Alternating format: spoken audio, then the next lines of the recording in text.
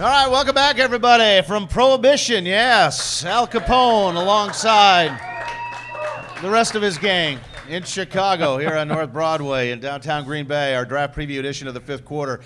We welcome our listeners, by the way, from Wausau and Sheboygan who've tuned in as well tonight, going statewide again this season. Looking forward to it when we see you again in the summer. All right, we've covered all the moves, what they need, and now who's going to help this Packer team. And we're right in Bill Huber's wheelhouse, our guest from the Packer Report, along with Jason Wilde of ESPN Everywhere.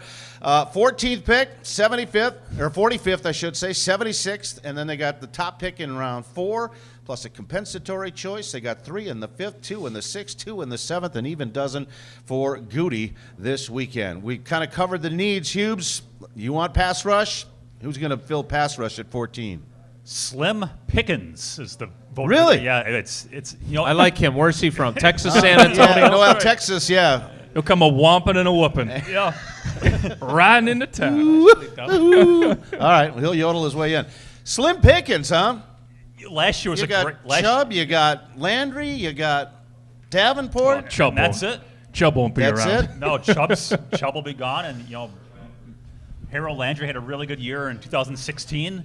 Was hurt last year, didn't do a whole lot, and Davenport's a guy who's played a bunch of bad competition. Does that worry you, Billy? Because I make a joke about Texas, San Antonio. Gee, DeMarcus Ware played at a very small school. Right, that's what I'm and saying. Dominated this league for a decade. So how do you, as our draft guru, how do you weigh that in terms of your in terms of your assessment? Because that would make me, to a certain degree, apprehensive.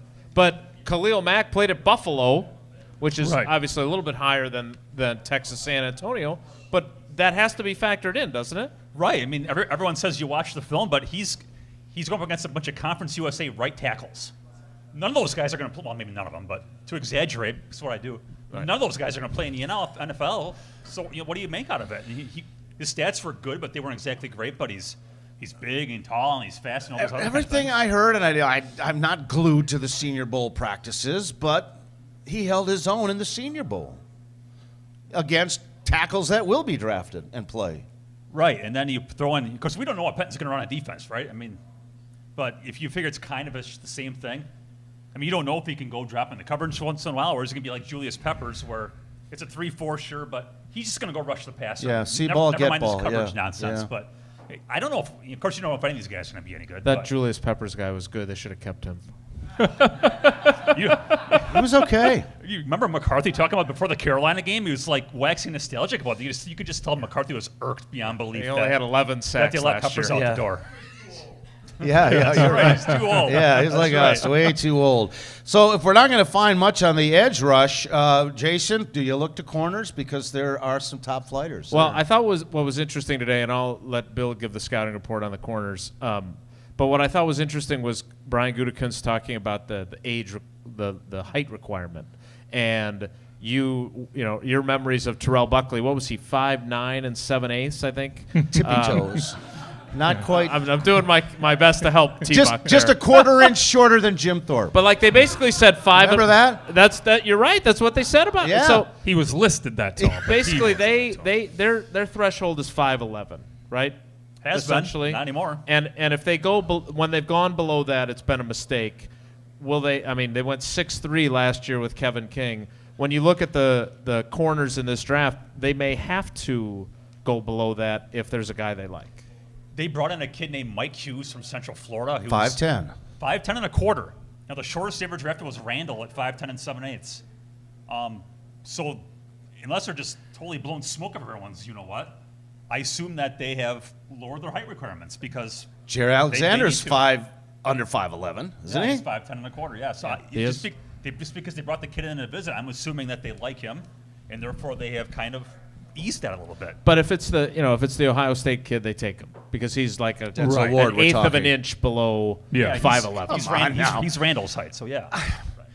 These measurables, Z, are killing me, okay? Yeah. Whether it was hand size, remember that was a big one for years. Arm Brian length. Blaga's short arms. Yeah, short arms, shoe size. If they can play, they can play.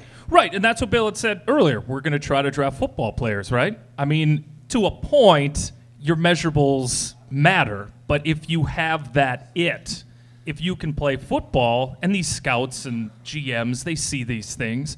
But this is what happens with the draft each and every year. You already said you saw a full 7-round mock draft. Yeah. Who Several has, of them. Who has You the haven't done that, have time? you, Hubes? You haven't gone 7 rounds mock draft. I've never done a mock draft in my life. No. I've And stopped why doing would them, you? yeah. I mean, No. because the guys, they're quote pros, never get it You right. just set yourself up for mocking. That's why. And you overanalyze these guys to a point where now you're just nitpicking. I saw today, I think it was on Fox Sports, they were showing video of Baker Mayfield, and the knock on him was he threw a touchdown and didn't immediately run to the receiver and celebrate. So how is that going to translate to the Poor NFL in the leadership locker skills, room? yeah, poor poor leadership. leadership. Like, that's what we're now I know. analyzing with these Jason, guys. are we? Is it paralysis by analysis here? Well, I thought it was one of the things that I thought was really interesting that Goody said today is that their board's been set since Wednesday. Yeah. Like, I think one of the things is, you always talk about work smarter, not harder. It sounds like that's part of their philosophy, that they want to make sure that they've done all the work ahead of time and they feel good about where their board is at, that you're not doing that kind of Right. stuff and questioning guys based on ghosts that aren't really there. Yeah, quarter inches, eighth inches, everything else.